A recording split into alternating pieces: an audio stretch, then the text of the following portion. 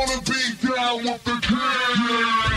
It's the Sports Kings. Sports Kings. Big Mike. He might fall off the wagon in the next 10 minutes. And Rob Calloway. It's about bringing talent. It's not about all the flash and glitz and glam. Not your average sports talk show. The Sports Kings. This is NFL legend, Work Done. This your boy D. Howard, a.k.a. Superman. I'm Jerome Bettis, the bus. It's Cam Newton. Holla at your boy, already. This is Hank Aaron, and I'm down with the king. Tell a friend, Kings is back. TGIMFF. Thank God it's Friday, man. Right here on the Sports Kings podcast. I am Big Mike. I got Rob Calloway with me as usual. We're being heard via Spreaker.com. You can also get in touch with us anytime you're listening to the podcast and something strikes a nerve within you. You can tweet us or send us an Instagram post or a Facebook something or the other, and they're all three at Sports Kings Live. You can also email the show with the same information if you like, if you got something long form, or if you or anyone you know would like to become a sponsor of the Sports Kings podcast, by all means, send us an email to sportskingslive@gmail.com. As well, starting yesterday, we have set up a, what is it, Rob? GoFundMe? GoFundMe. Sorry. GoFundMe. I'm like a robot. I didn't write it down on anything, so it's impossible for me to remember it. GoFundMe, GoFundMe.com/Sports Kings Live.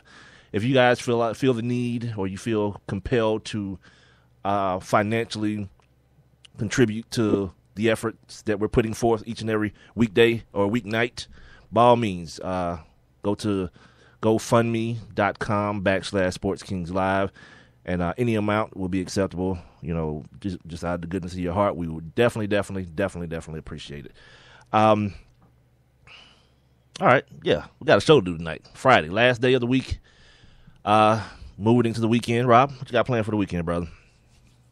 Oh, whole lot of nothing, man. No? Well, I mean, yeah, a whole lot of nothing. I think me and my daughter, I think I'm going to take her out tomorrow. Well, that's not nothing. She's been on spring. That's awesome. See, I'm saying she's been on spring break this week, so, you know, we've been kind of alternating doing things this week. So I think we'll go to Nancy's Pizza tomorrow. Sweet. Maybe. Depending on the weather. I haven't looked at the weather, but no, I mean, you know, just chilling, man. You know what I'm saying? I try to embrace these weekends because I know the day will come when I'll be punching the clock again Monday through Friday. So it's like I'm just enjoying life, man. Enjoying the weekend. So that's it. My man. Oh, tomorrow I'll be watching boxing. Really? Premier Boxing. Yeah, Premier Boxing is back on NBC tomorrow. So thanks to Al Heyman for that. Ooh, so. Sounds like a movement.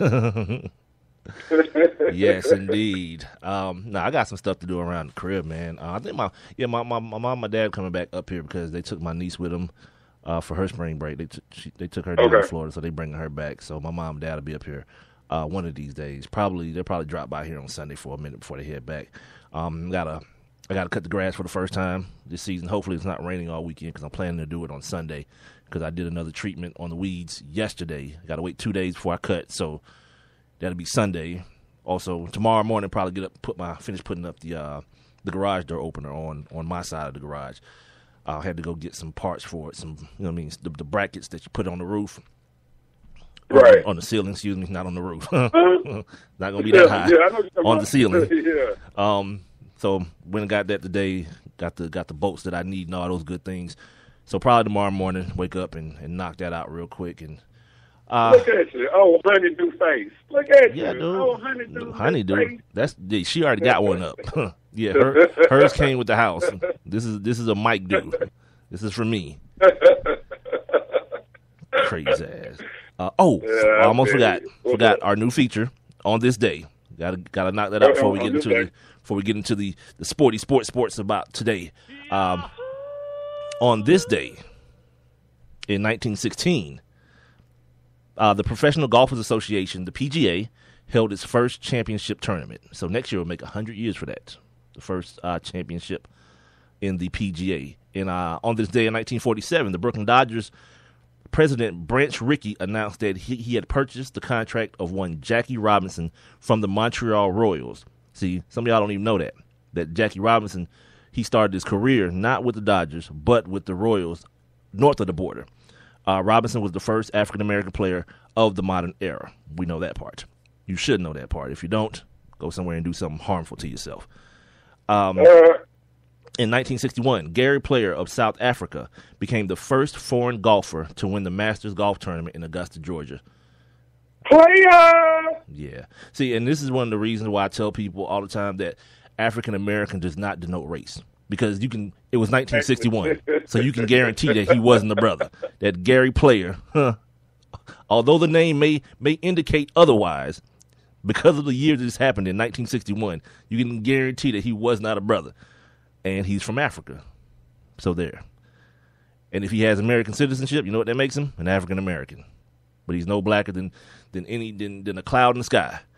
In 1961, U.S. President John F. Kennedy threw out the first pitch at Griffith Stadium. The Senators lost to the White Sox 4-3. I meant to actually delete that one because I don't care about that. Here's a good one. In 2000, on this day in 2000, Ken Griffey Jr. became the youngest player in baseball history to reach 400 home runs. He was 30 years and 141 days old. The other part of this little factoid, it was Ken Griffey Sr.'s birthday. Today is Ken Griffey Sr.'s birthday, and that's the day his son became the youngest player to hit 400 home runs. So what a birthday gift for your dad, man. Good for him. Now, Are they still playing together then? Don't know. Didn't do that much research. I just went, found this little list, copied and pasted onto my notes.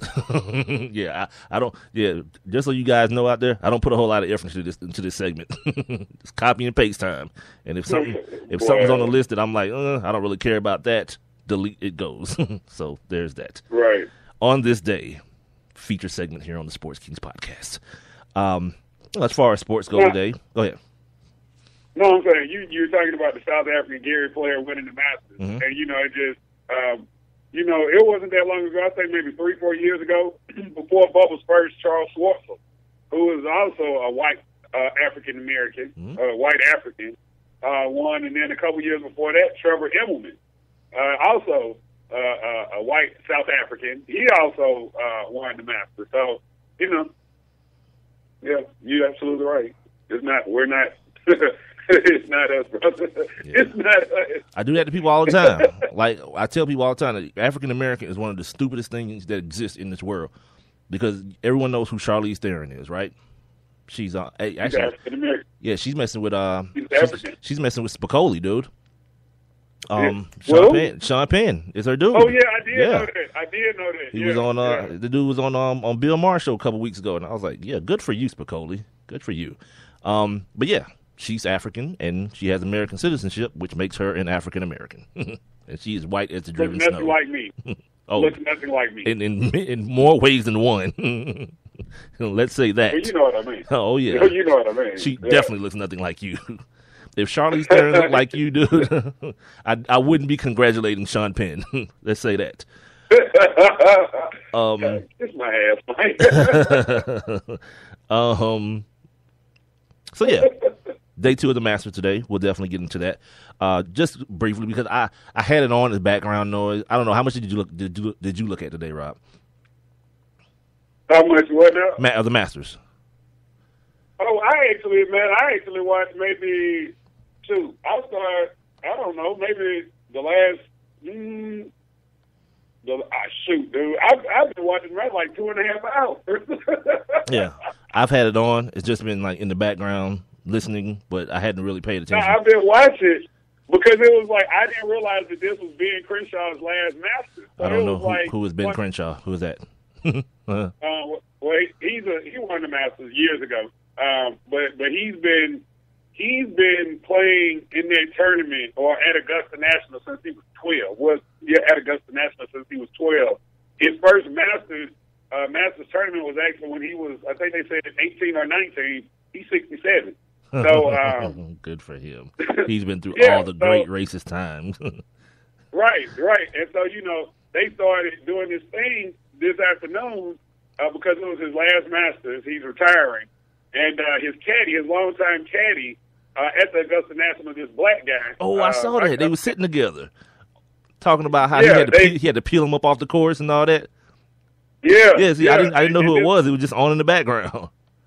Right, and he credited this dude with helping him change his swing and eventually going on to win the Masters.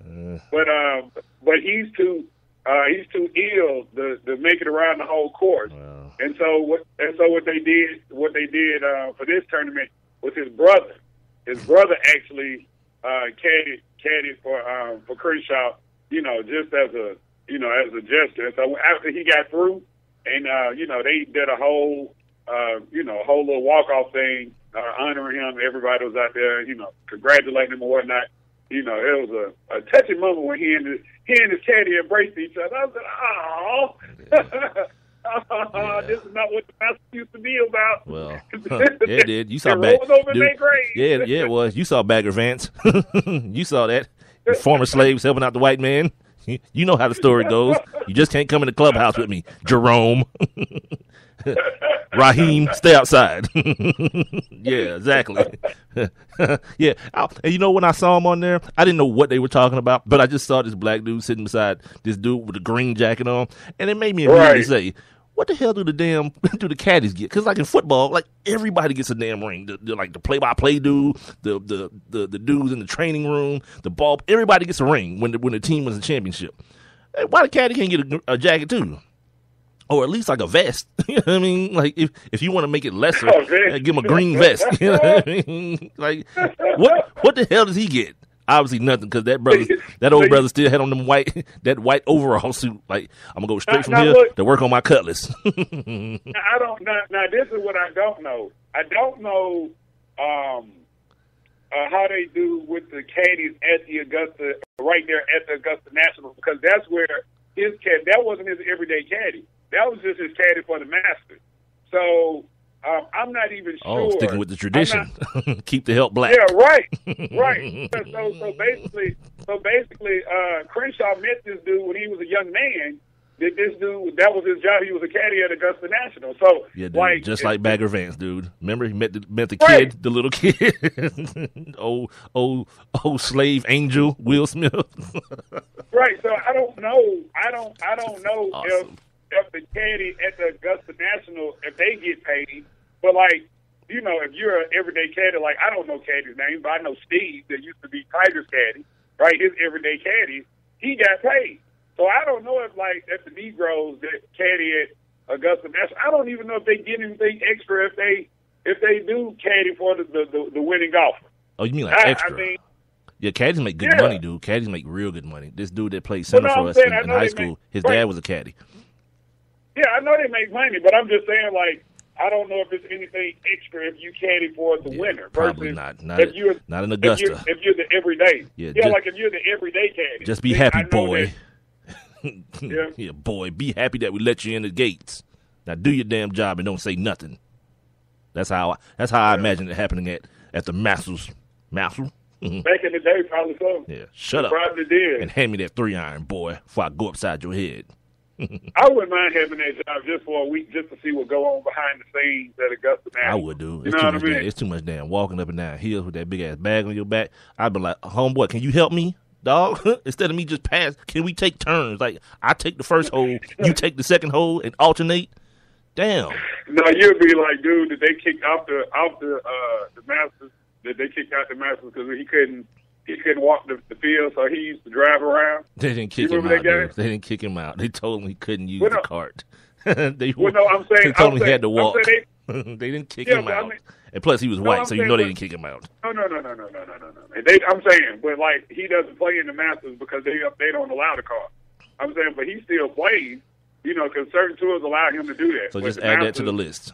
They don't like Negroes, women, or cripples. Yeah, that sounds like a place I want to go. I don't.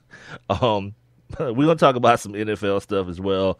We got a bunch of NBA stuff. The mixtape is back at it again.